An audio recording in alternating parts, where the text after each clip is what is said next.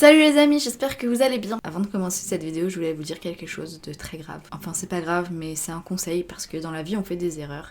Et j'ai fait une erreur. Et j'aimerais vous donner du coup ce conseil d'ami à ami pour pas que vous fassiez la même chose que moi. Alors les amis, si vous avez un jour un évier qui est bouché... J'arrive pas à rester sérieuse. Si vous avez un jour un évier qui est bouché, ne mettez pas votre doigt dedans pour essayer de le déboucher. Parce que vous risquez, comme moi, de tomber sur un morceau de verre. Et le verre...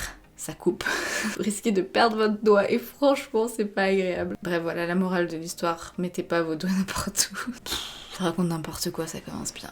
Alors aujourd'hui, 8e film d'animation Disney. Un assemblage de courts-métrages musicaux avec un destin un peu particulier. Parce que très peu de personnes connaissent ce film d'animation. Alors aujourd'hui, comme à notre habitude, on va en parler. C'est parti.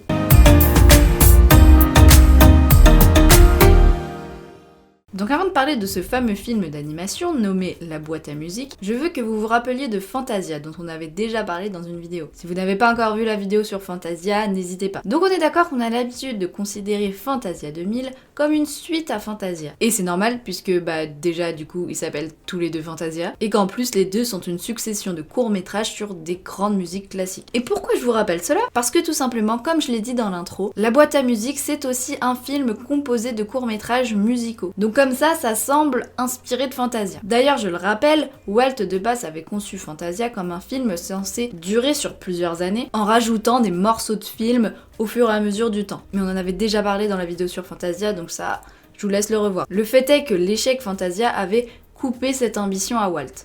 Enfin coupé. En fait, La boîte à musique, c'est la première production Disney à sortir après la Seconde Guerre mondiale. Elle est sortie le 15 août 1946 et en France seulement le 14 septembre 1949. Et elle semble tout de même incarner la volonté de Walt à poursuivre le projet Fantasia. Il a encore de la suite dans les idées. Mais bon, à cette époque-là, le studio doit quand même continuer de produire ses films avec un budget très limité, comme on l'a vu pour Saludos Amigos, Les Trois Caballeros aussi. Et on est d'ailleurs aussi au moment où la trilogie débuté par Saludos Amigos et Les Trois Caballeros, et qui était essentiellement musical, est arrêté. Et donc il n'y a pas de troisième film qui aurait dû être Cuban Carnival. Pour d'ailleurs le plus grand regret de notre cher créateur de Mickey, qui décide donc de réunir une dizaine de sketchs musicaux pour une durée de 75 minutes, et donc de créer La boîte à musique, qui est d'ailleurs annoncée comme une fantaisie musicale en 10 parties, donc on sait à quoi s'attendre. Donc en fait, pour résumer, c'est clairement un Fantasia avec des chansons pop. Mais en fait, ce film, il déconcerte le public et la critique parce qu'il est pas du tout homogène. Je m'explique. On va avoir All the Cats Join In et aussi par exemple Casa the Bat dans un style cartoon assez grossier. Mais à côté de ça, on va avoir Blue Bayou dans lequel un héron prend son envol et Two Silhouettes ou Deux silhouettes gracieuses dans un ballet qui a une qualité d'animation qui n'a vraiment rien à envier au sketch de Fantasia. Donc l'un plutôt à style japonais et l'autre en rotoscopie pour les connaisseurs d'animation. Mais ce n'est pas un hasard. Rien n'est un hasard dans les Disney. Ce n'est pas un hasard puisque Blue Bayou devait initialement figurer dans,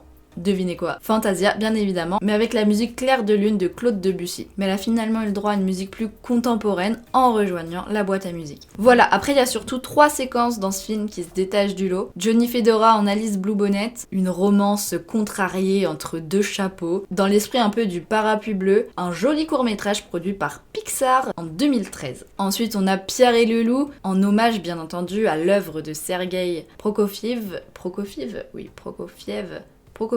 qui a été après régulièrement exploité en court-métrage indépendant. Et puis enfin, La baleine qui voulait chanter à l'opéra, qui conclut ce film sur une note un peu amère. Bref, c'est un film très méconnu, élitiste presque, tombé dans l'oubli sans aucun doute, mais qui conserve un charme, bien qu'il déconcerte beaucoup par le simple fait même qu'il n'y a aucun fil directeur à ce film. On a l'impression en fait que chaque scène sont mises les unes à la suite des autres sans aucun lien logique. Donc un peu en vrac. Voilà, La boîte à musique que je vous invite à découvrir si vous ne connaissez pas. C'est toujours bien de découvrir des choses inconnues, je trouve. Bref, voilà, on remonte le temps petit à petit dans la chronologie des films d'animation. On est enfin sorti de la Seconde Guerre mondiale. On est dans une période qui était pas facile pour les studios Disney, donc plein d'oubliés à cette période. Et on va entrer aussi dans la période donc des films à sketch de Disney, mais bon, on en reparlera dans les futurs épisodes. En tout cas, si la vidéo vous a plu, comme d'habitude, n'hésitez pas à laisser un petit pouce, un petit commentaire, à vous abonner, à activer la cloche. Je vous fais des gros bisous, cœur sur vous, et surtout n'oubliez pas, ne laissez jamais personne vous faire croire que vos rêves sont trop grands. Et on se retrouve bientôt pour une nouvelle vidéo.